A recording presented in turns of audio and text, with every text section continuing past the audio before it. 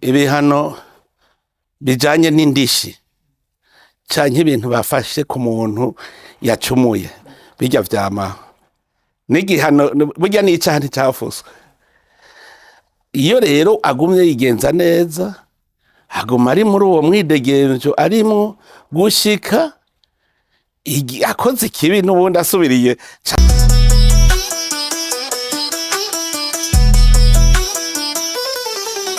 Diaspora mwenyewe. Haya bakunzi ba Diaspora mwenyewe, twongeye kubasuhuza tubaha ikaze. Reka tuganire kw'iyi nkuru ya Evariste Ndayishimiye w'Uburundi, aho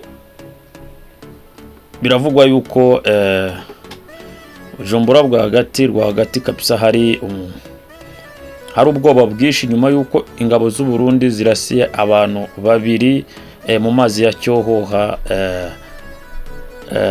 bari kuroba kandi b'Abanyarwanda. Rero kuba u Rwanda ntacyo rwabivuzeho biteje ubwoba bwinshi cyane mu mujyi wa Bujumbura.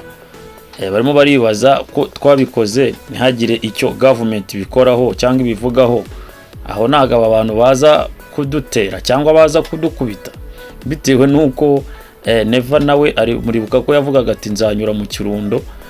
Rero niba ingabo ze zitozaga, niba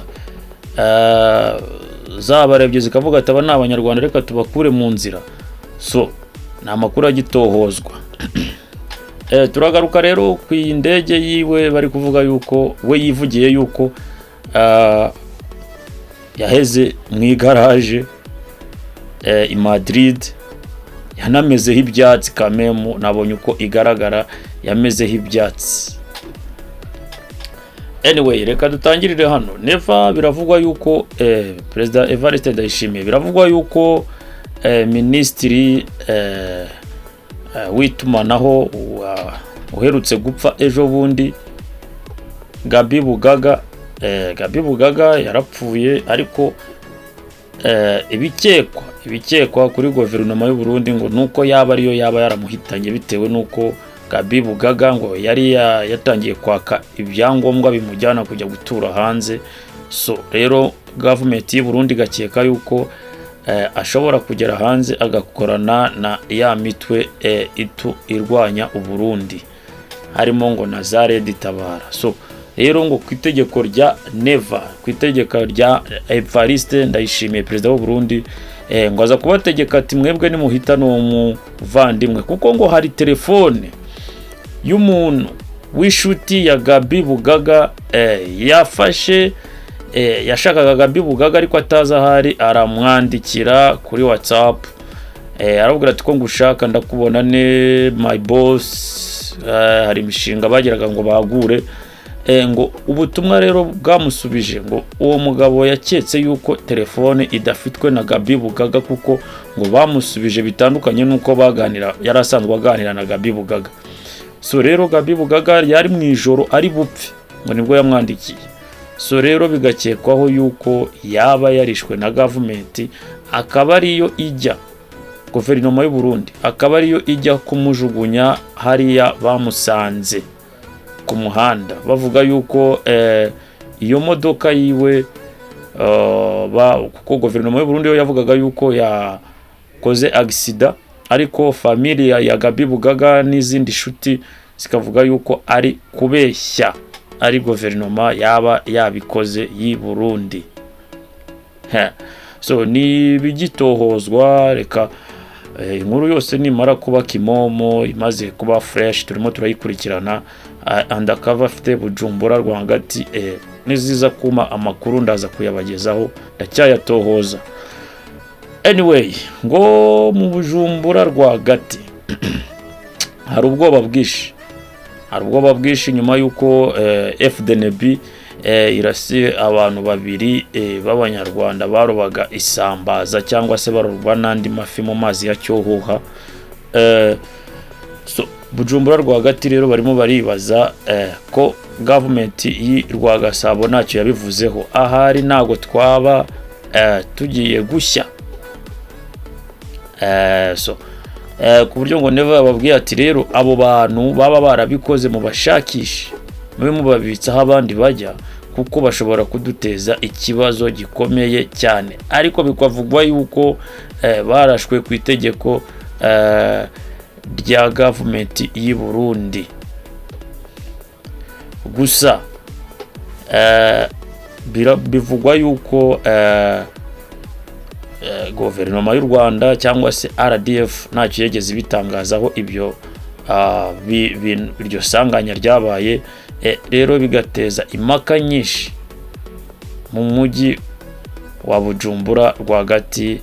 Hari ubwoba kuvugwa yuko kabisa aba bantu baba civile bari kwirobera bakaza kuraswa n'ingabo za FDNB z'u Burundi.